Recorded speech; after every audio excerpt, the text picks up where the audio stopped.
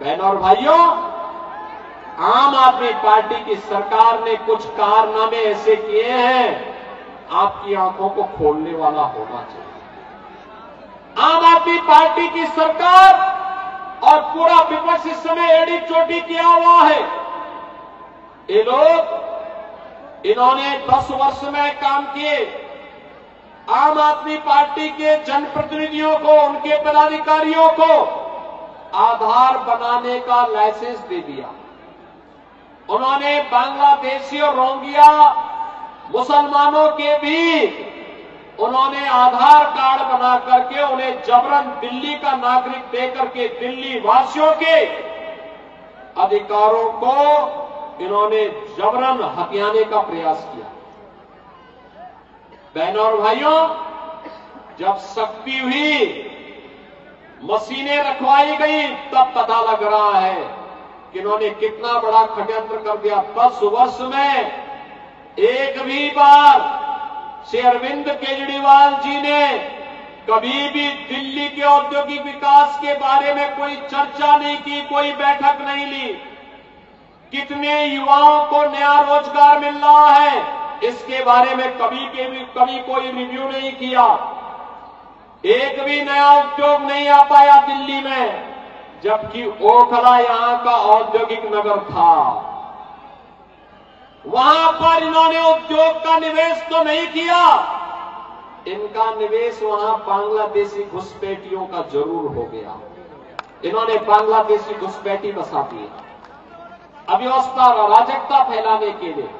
बहनों और भाइयों, दिल्ली के अंदर ओखला था, उत्तर प्रदेश के अंदर न्यू ओखला के रूप में, जिसे आप नोएडा कहते हैं, यह भी इसी ओखला का एक नया रूप था। New Okhla industrial development authority के रूप में था। आज नोएडा कहां पहुंच चुका है? देश के अंदर निवेश का सबसे अच्छा डेस्टिनेशन आज नोएडा बन गया है।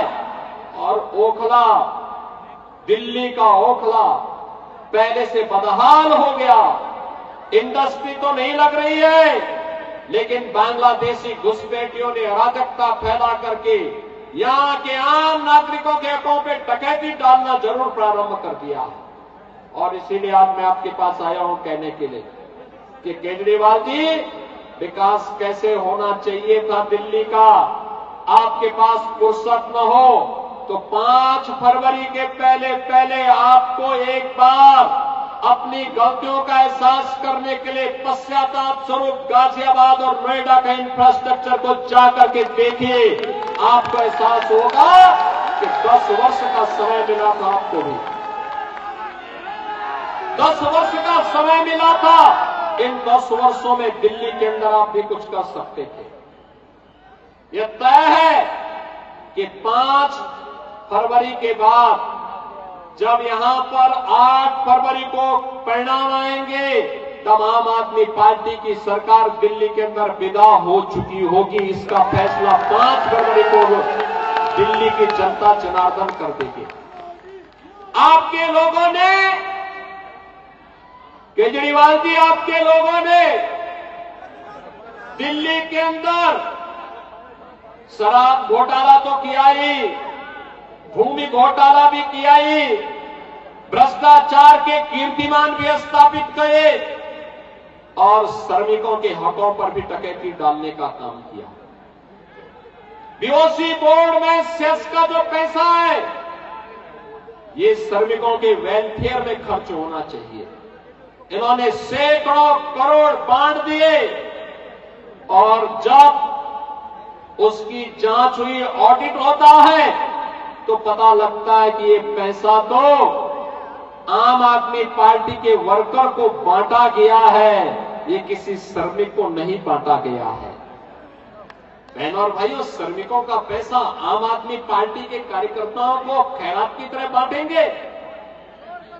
आपको जाके देखना चाहिए। अरविंद केजरीवाल जी, जाइए उत्तर प्रदेश में, जाइए अटल आवासीय विद्यालय वर्ल्ड क्लास इंफ्रास्ट्रक्चर के रूप में, वर्ल्ड क्लास इंफ्रास्ट्रक्चर के रूप में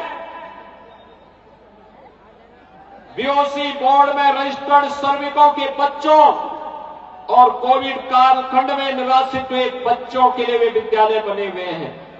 उत्तर प्रदेश के अंदर सभी कमिश्नरी मुख्यालयों में वे विद्यालय बन करके वर्तमान में चल रहे हैं और अत्याधुनिक शिक्षा की सुविधा का मॉडल कैसे होना चाहिए वो एक मॉडल है। जाकर के देखेंगे तो अपने कृत्यों पर पश्चाताप करोगे, दिल्ली की जनता से माफी मांगोगे। ये लोग वक्फ माफिया को प्रश्रय देने वाले लोग हैं। इन्होंने वक्फ बोर्ड के नाम पर कैसे संरक्षण देने का काम किया है। आज भारतीय जनता पार्टी की केंद्र में मोदी जी के नेतृत्व की सरकार है।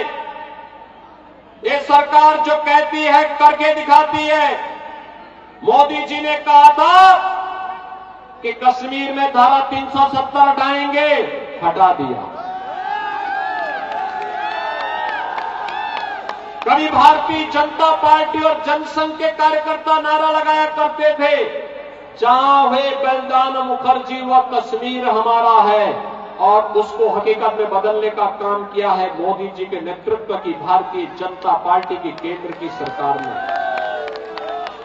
बहनों और भाइयों, हमने कहा था संवैधानिक दायरे में रहकर के अयोध्या में राम मंदिर के विवाद का समाधान करेंगे। आज अयोध्या में भव्य और दिव्य राम मंदिर का निर्माण का कार्य पूरा हो गया, रामलला विराजमान हो गए हैं। हमने कहा था विरासत और विकास का अद्भुत संगम भारतीय जनता पार्टी की सरकारें देंगी, उसको मोदी जी के नेतृत्व में दिया।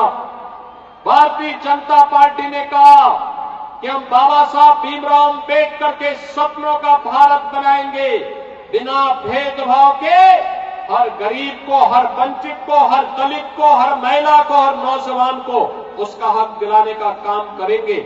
और मोदी जी के नेतृत्व में 4 करोड़ गरीबों के लिए आवास बने, 10 करोड़ गरीबों के घर में एलपीजी का फ्री का सिलेंडर पहुंचा। बहनों और भाइयों, 12 करोड़ किसानों को किसान सम्मान निधि का लाभ मिला, 12 करोड़ गरीबों के घर में शौचालय बने, 50 करोड़ गरीबों को आयुष्मान भारत की सुविधा का लाभ मुफ्त में उपचार के लिए मिल रहा है। और अब तो मोदी जी ने यह भी घोषणा कर दी है और उसको लागू भी कर दिया है कि 70 वर्ष से ऊपर के प्रत्येक बुजुर्ग को, प्रत्येक वृद्धजन को मुफ्त में प्रतिवर्ष 5 लाख के उपचार की सुविधा उपलब्ध करवाएंगे, बिना भेदभाव के उपलब्ध करवाएंगे। मोदी जी के नेतृत्व में भारतीय जनता पार्टी की सरकार देश के अंदर 80 करोड़ लोगों को फ्री में राशन की सुविधा का लाभ दे रही है। ये सबका साथ और सबके विकास के भाव के साथ है। भारतीय जनता पार्टी जो कहती है वो करके दिखाती है।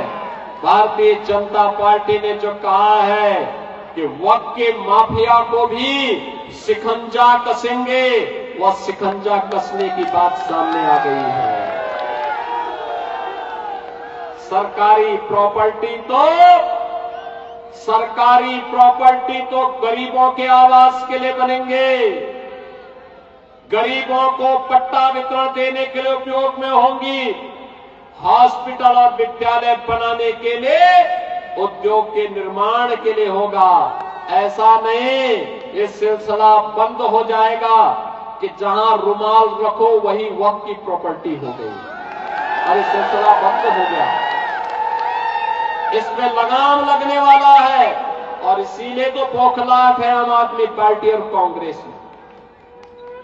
दोनों को चिंता दिल्ली की नहीं है, दोनों को चिंता तो भाईजान को अवैध जमीन माफिया के रूप में कब्जा कराने की जो प्रवृत्ति थी उस पर लगने वाले अंकुश से है।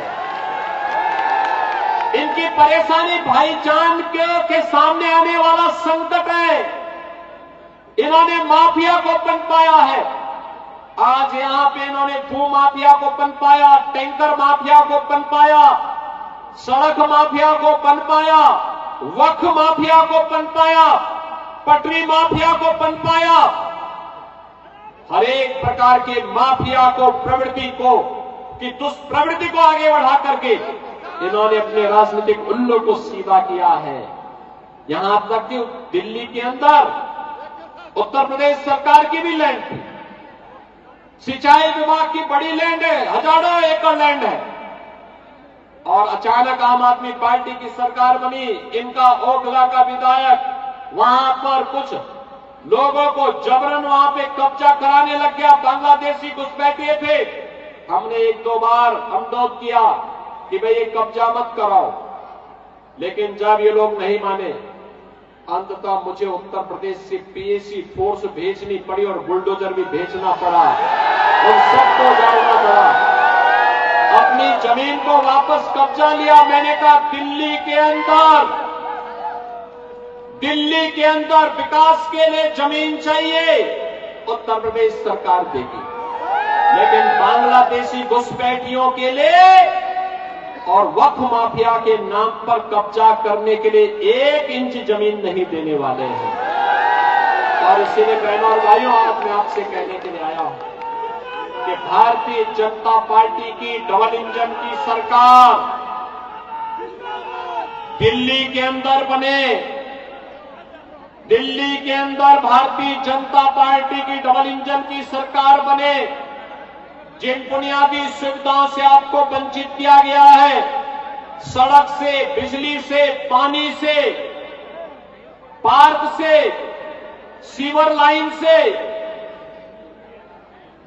इन सुविधाओं को आच्छादन हो, ये सुविधाएं यहां के लोगों को प्राप्त हो, एक गरीब की झोपड़ी में उसका पक्का मकान बन जाए, इसके लिए मोदी जी के नेतृत्व में डबल इंजन की सरकार कार्य करे। दिल्ली का विकास होगा, हर स्ट्रीट वेंडर को स्वनिधि का लाभ मिले, हर दिल्ली वासी को आयुष्मान भारत की सुविधा का लाभ मिले।